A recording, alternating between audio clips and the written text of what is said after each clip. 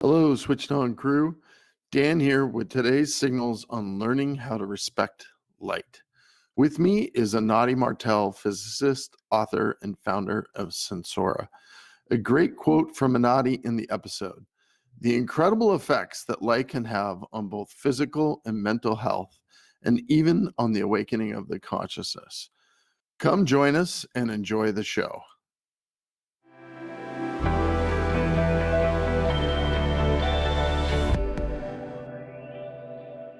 Welcome back to the Switched On podcast. Today we have Anadi Martel with us. Anadi is a physicist specializing in the study of therapeutic applications of light. He's the author of the recent reference book, Light Therapies, a complete guide of the healing power of light. Welcome, Anadi. I'm really excited about this discussion, and I'd love for you to give a bit more background on yourself to everybody. It's my great pleasure to be here today, Dan. So, talking about light, light is such a universal thing around us that we tend to take it for granted and forget its beauty and its mysteries. And ultimately, it is still a mystery. I mean, even the greatest physicists have not unlocked really the deep nature of what is light. So it's good to remember that when you deal with light, you deal with something that's really, what I find so fascinating about it as a physicist is that it's one of the few things around us that concerns both the physical world, because of course, nearly all the energy on our planet comes from light, comes from sunlight. It cannot be any more physical than that. And on the other hand, we all associate light with consciousness and with much higher aspects of being. And so this same phenomenon, light, seems to connect with both of these dimensions. And that's really part of its appeal and complexity. Yeah, I'm excited. We're going to be diving into that a bit more as we go through this discussion. It's, I know myself, I was amazed at the fact that I had never stopped to consider that all light was not the same. I think I was blissfully unaware of really questioning the fact that, hey, wait a minute, all light is not created equal. And the open awareness of that really started to have me questioning so many things around light. So it's part of what made me so excited to talk to you today. Yeah, naturally, the ultimate reference when you talk of light is sunlight. That's really what started everything. All of light evolved under sunlight. So we are very finely attuned to the most minute properties of sunlight, its spectrum, its rhythm through an intensity throughout the day, and so on.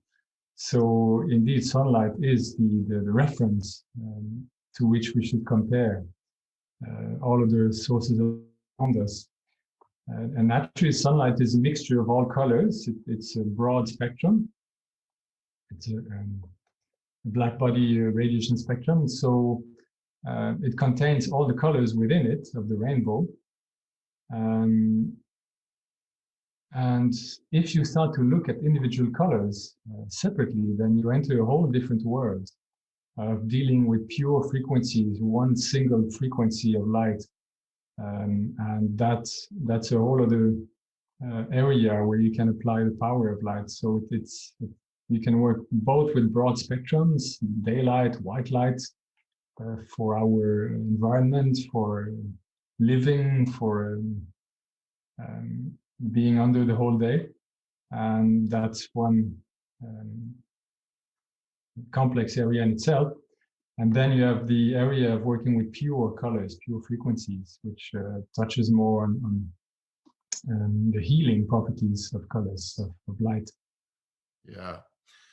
So I'm going to ask the broad question here, which I know is broad, but I want to give everybody a reference point of why is light so essential to our health?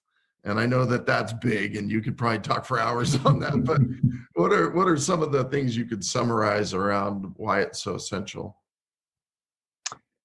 Well, first of all, as I just mentioned, it is the source of all our energy, whether it's through food, because food was grown through sunlight. Plants absorb sunlight and convert it into energy, which we then eat. So in this indirect way, we are entirely dependent on sunlight for our survival. But in more direct ways, it's being found out that we actually in some way also eat light directly ourselves. We have some cellular mechanisms within our cells that allow direct conversion of light into energy. And that is quite a recent discovery, actually. It only dates from the early 2000s. And that's the whole field of what's called photobiomodulation, where we now know that light can accelerate the metabolism of mitochondria within each of our cells. These are little energy engines that convert glucose into ATP, which is the unit of energy that our body uses. And within those mitochondria, it's been found out that when you expose them to certain parts of the spectrum of light, you will accelerate, stimulate that conversion. So you can, in a way, modulate that energy conversion through light. That's why it's called photobiomodulation. So that's a new phenomenon that has been discovered fairly recently, and that has brought about a whole revolution in the way we use light in medicine. And we can now really talk about a real field of medicine, in which now thousands of researchers are involved around the world. And this is a new phenomenon. Up to the early 2000s, there were very few researchers in the medical field looking into this. Yeah. When I first started to investigate light myself, I had stumbled upon a YouTube and a paper, and it opened my eyes to this ATP mitochondria mechanism. And what they were in particular talking about was how some of the new forms of LEDs and other things were actually missing some of the vital parts of the spectrum that actually powered that mechanism to take place in our bodies. And I up until then, I had no idea that my light was being manipulated in a way. So I'd love for you to share a little bit more about the current state of that. Yeah, we've grown quite complacent about artificial light. We kind of haven't been really thinking much about the potential health risks involved there. And the reason for that is that the light we've been using for most of the past century, the incandescent light, is actually very similar to sunlight. It is a black body at a slightly lower temperature, around 25,100 degrees rather than 100 Kelvin rather than 5 as in the sun. But basically, if you look at its spectrum, the incandescent light, it's very similar. It's like a small sun. So the impact on our biology has never been that much different from the impact of the sun itself. So there hasn't been really a health issue associated with artificial light. We've grown used to that over the decades. But now the situation has entirely changed since the introduction of first fluorescent lighting, then recently LEDs. Both of these sources of light have spectrums that are completely different from the original sun spectrum. And because of that, they have very different effects on our health. And we have to relearn to take that into account in a very careful way.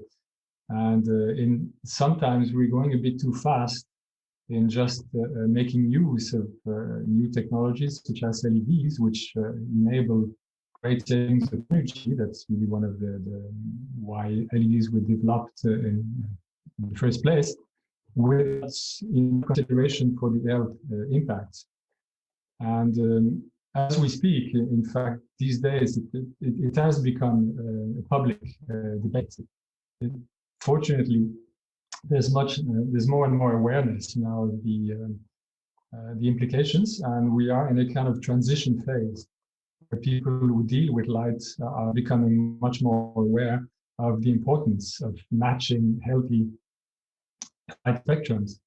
As mentioned, the basic problem with LEDs is that they lack, well, one problem, there's a few, but the one you referred to is the fact that they lack the red, deep red, and near-infrared part of the spectrum.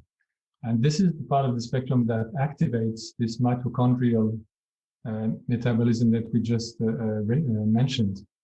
And sunlight has a lot of it, and we feel it in the form of heat. Sunlight is hot. So there's a lot of energy, a big proportion of sunlight energy in that part of the spectrum. And same thing with incandescent light. They're very hot. They emit actually more energy in that part of the spectrum than they do in visible light.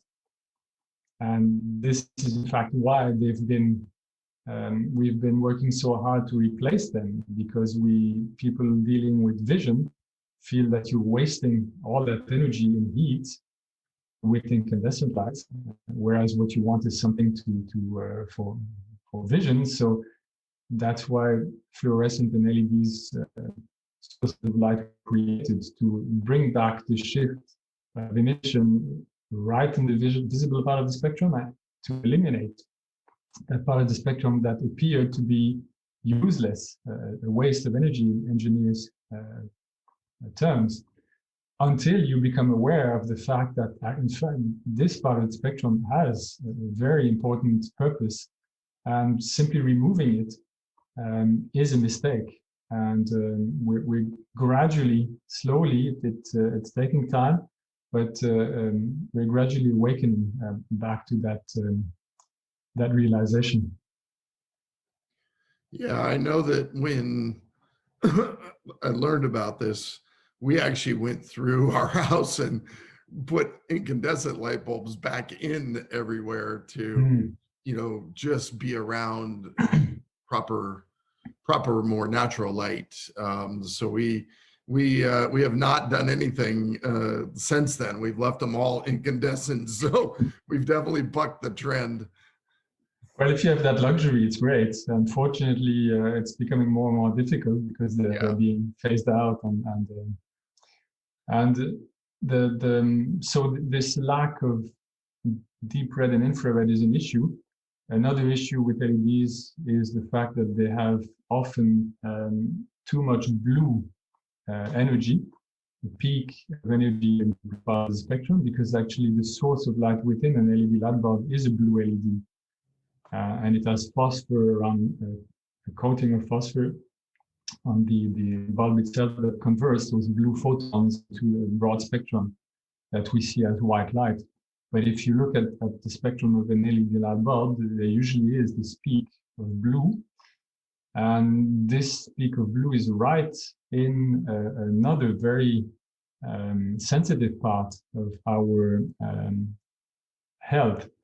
And that's another big effect of light on our health that we didn't have time to touch on the first question. And it's the rhythmicity of light, the circadian rhythm that drives our whole chronobiology. And chronobiology is a big thing. It's really fundamental to our health. And if you look at it, the Nobel Prize in Medicine from a couple of years back was given to the people who discovered chronobiology, or who went deeper in its decoding. So it is really a subject now that is seeing intense research around the world. And it's more and more clear that we need very much to be linked to the rhythm of light from the daylight so that our inner clock is properly entrained.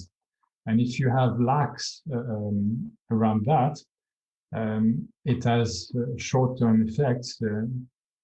You can have insomnia or sleep badly or stress, or we all know things like jet lag when we shift quickly our rhythm in relation with the environment where we are. The consequences are very unpleasant.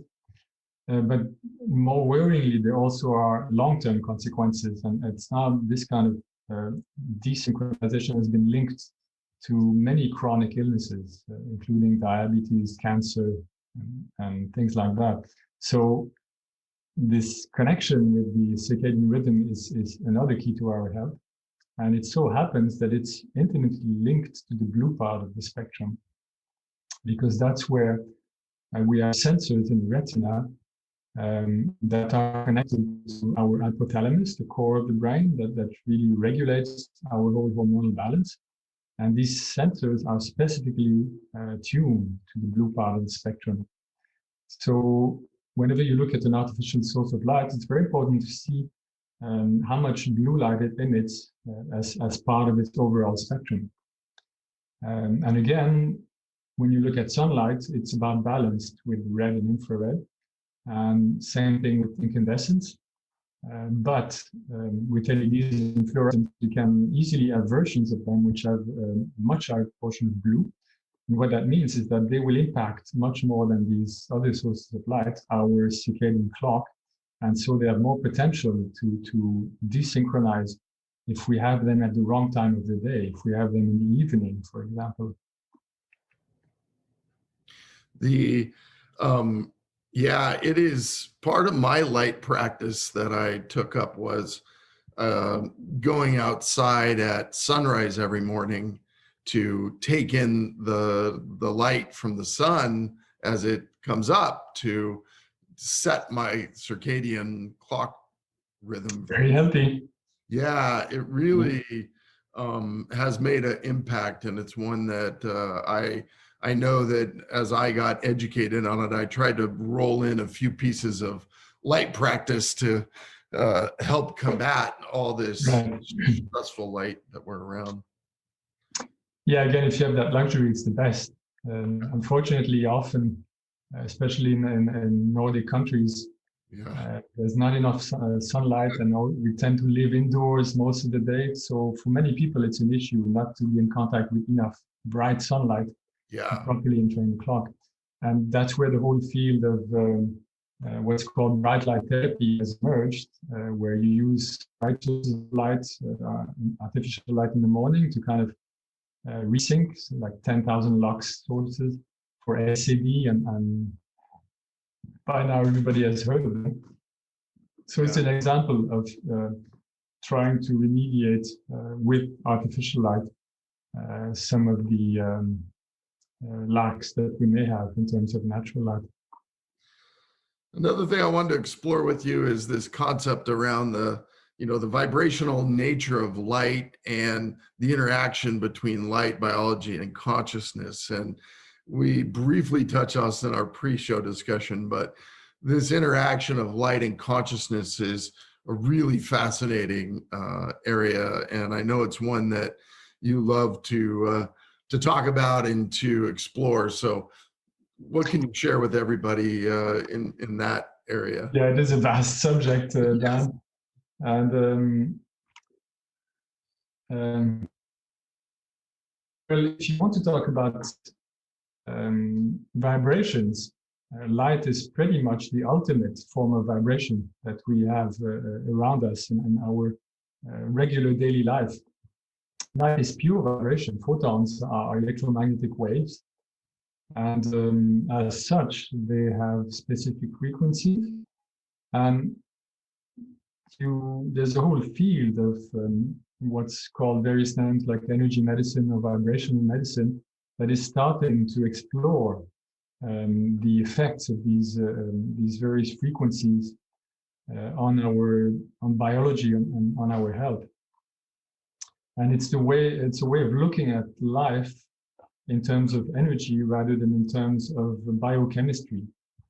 And like we've been focusing, the whole medical field has been focusing most of its energy on biochemistry for the past decades. But there's gradually a shift that's happening now to consider more the energetic aspects of the interaction between fields and life. And it's still in the early stages of discovery and exploration, which is why it's still remaining kind of in the margins of mainstream medicine. But that is changing and evolving. There's more and more discoveries and studies and a highly qualified scientist exploring the field. And so when you start to touch on light in its vibrational aspect as a frequency, then you can use it in all kinds of new ways. And as I mentioned, usually it's more under the form of colors, pure colors. Because we know pretty much from our own experience that colors have a very strong effect on us.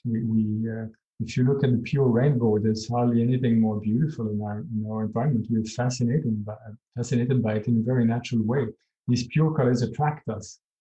It's built in our whole sensorial system. The importance of colors. So when you start to use pure colors, you touch more into an area of perception, of cognition. And because then you start to touch more on the way that color has a deep effect on our psyche. We all have a very personal relation with colors. Some colors we love, some we don't like so much. And so when you start to work in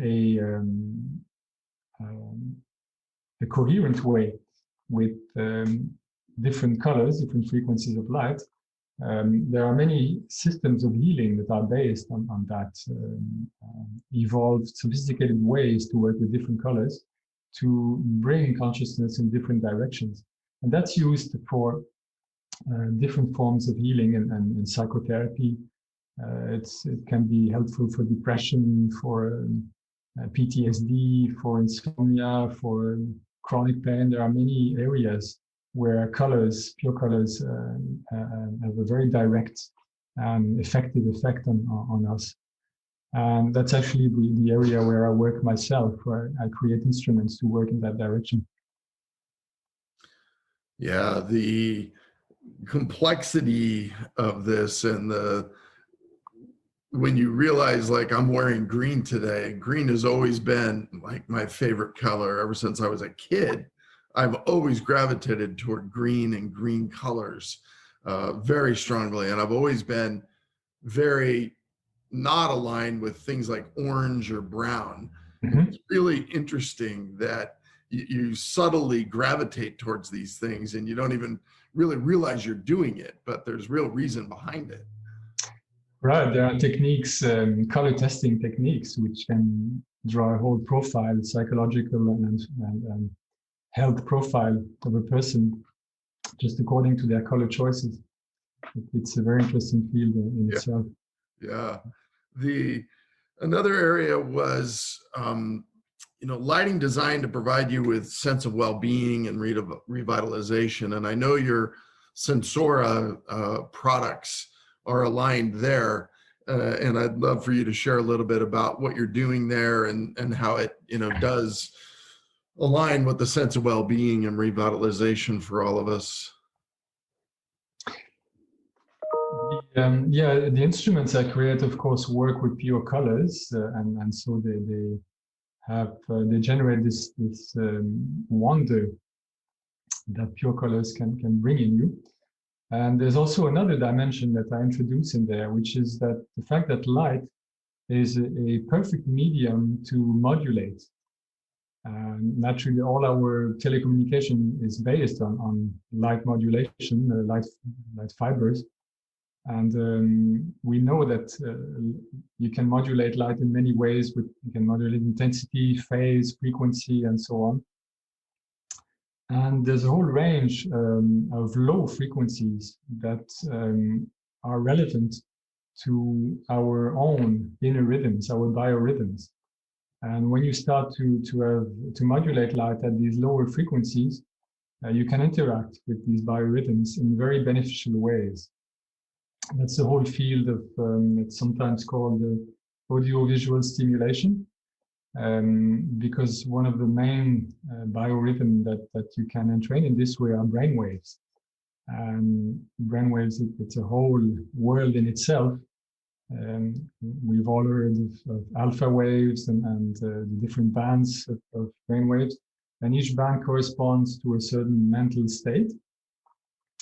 And through this phenomenon of entrainment, you can encourage the brain to fall in sync with a sensorial stimulus, whether it is light or sound or even kinesthetic.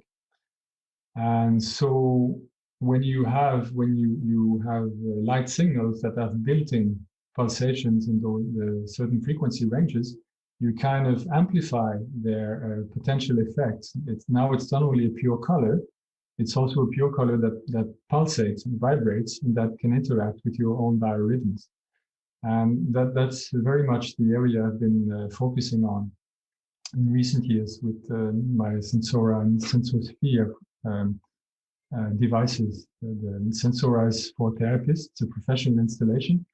And Sensosphere is a smaller, it's a light globe that I created so that people could have it in their home, based on similar technology and principles.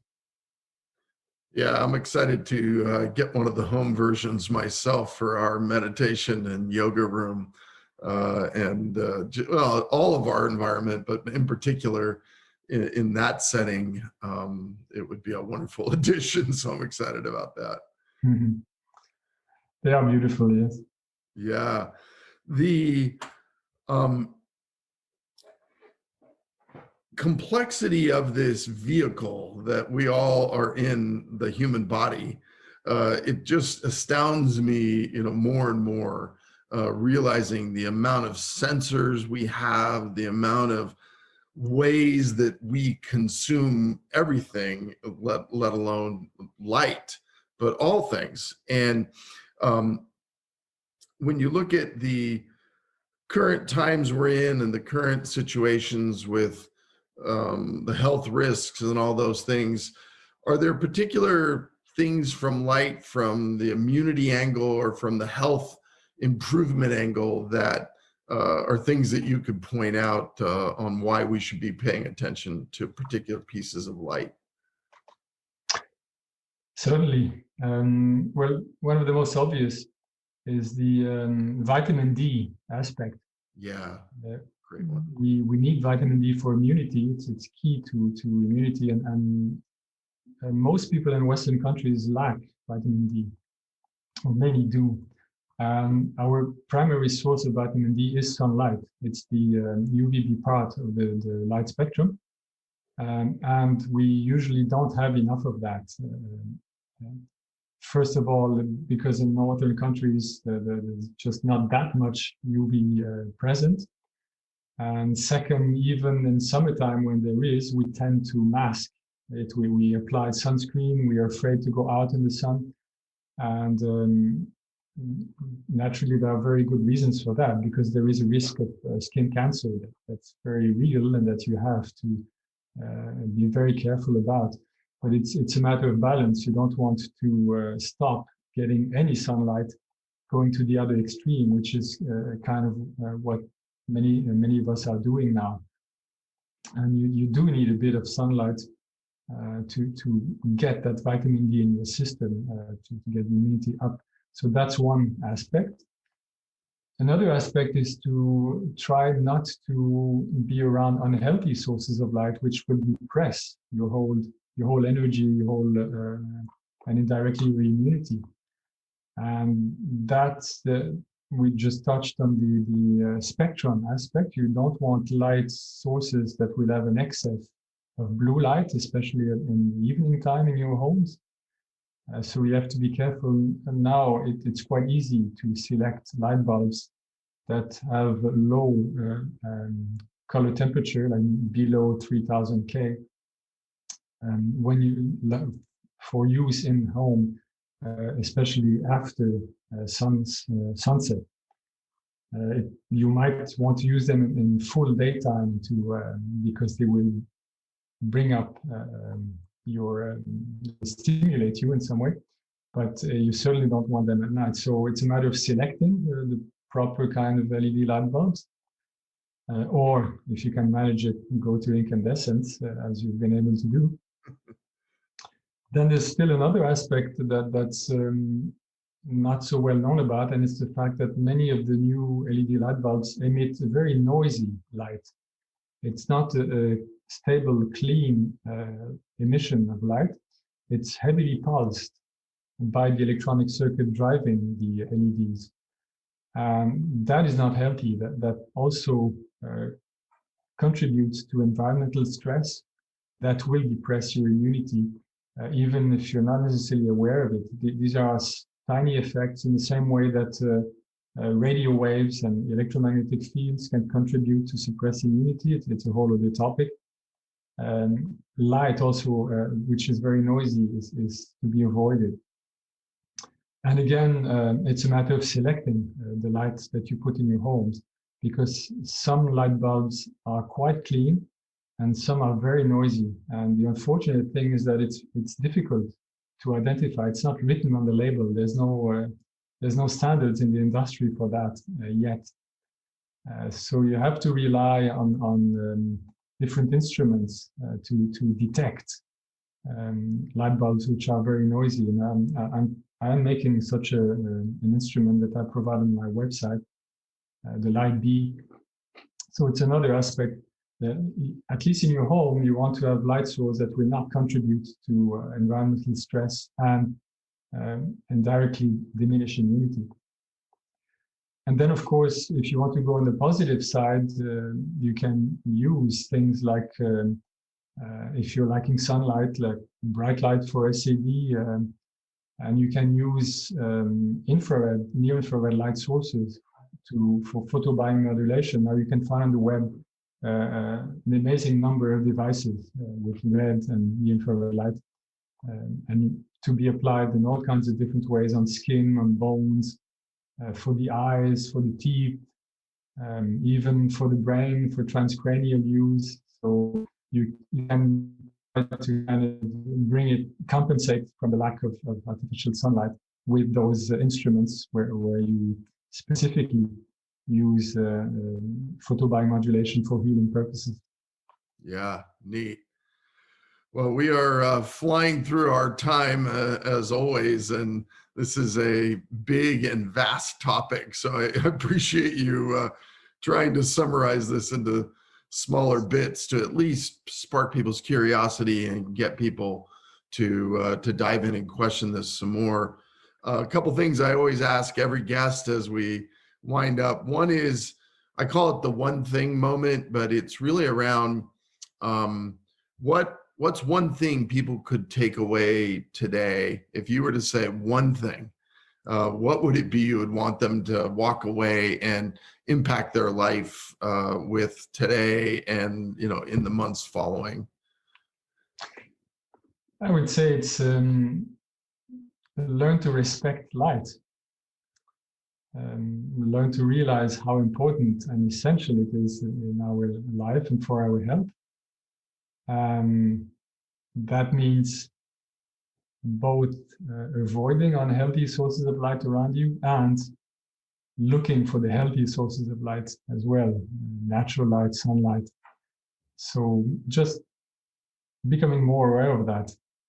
Yeah, I actually think this is a really elegant statement. Learn to respect light. I think I know for me, looking back, I did not respect the light. I just took it as a given. I accepted it any way it was given to me. And I really did not respect it for the complexities and the power that's really there. So I like that. I like that statement a lot. The last general question I ask everybody is a little bit of a funny one, but it's got a bigger purpose in that I call it a cauliflower moment. And this is a moment where you had a belief about something and you never stopped and questioned it. And then you found out, wow, that belief was really wrong. And I use cauliflower as my metaphor because as a kid, I hated cauliflower. And my mom's cooked it, it stunk up the house, it was soggy, and I never enjoyed eating it. And then the healthier I got in life, I realized that, wow, cauliflower is a powerful, powerful nutrient. And so then I now enjoy it at least 3 times or more every week. And I'm fascinated by this belief thing where I had it so wrong, but I never stopped and questioned it. So what resonates with you when I ask you that question? It can be anything. That's a tough one, man. It can be as simple as cauliflower, or it can be as complex as light is an amazing cauliflower moment all in itself. So, well, I guess I'd have to go back to my teen years. And maybe one defining discovery for me was to discover the dimension of meditation. Oh, and to just through some books, with some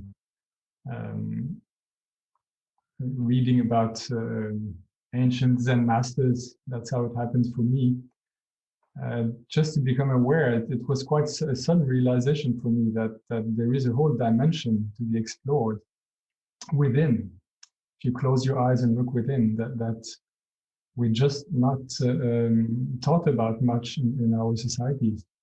And just that first realization triggered the whole process that continued my whole life. So I'd say that would be my cauliflower moment for you. I love it. It's actually a fantastic one. And boy, I wish I would have had that realization much earlier in my life. It didn't come to me until the last several years that I really respected and understood and started to let that part of the inner journey happen. But that's a really important cauliflower moment. And I hope by you saying it and all of us saying it, it'll continue to lead other people to have it. How can people connect with you, get more information, dive deeper into light as their cauliflower moment around light is happening right now?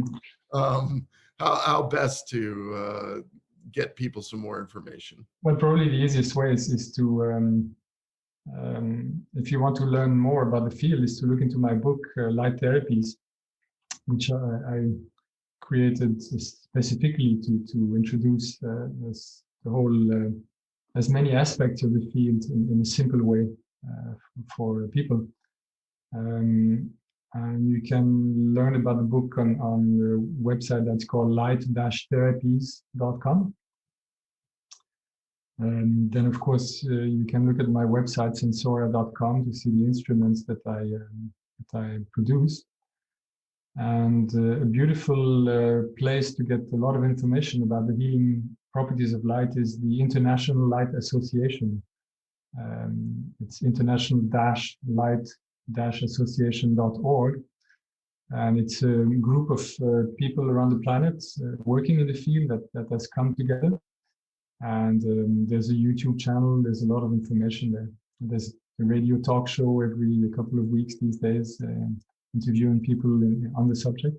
So that's a very nice source of information. That's great. Yeah, I know that you were president of that association for a number of years. So right, yeah. I've explored information there, and it's a wonderful place. I'll make sure and include the links in the show notes for everybody to make sure they know. That would be nice. How to get out and get in reach with you.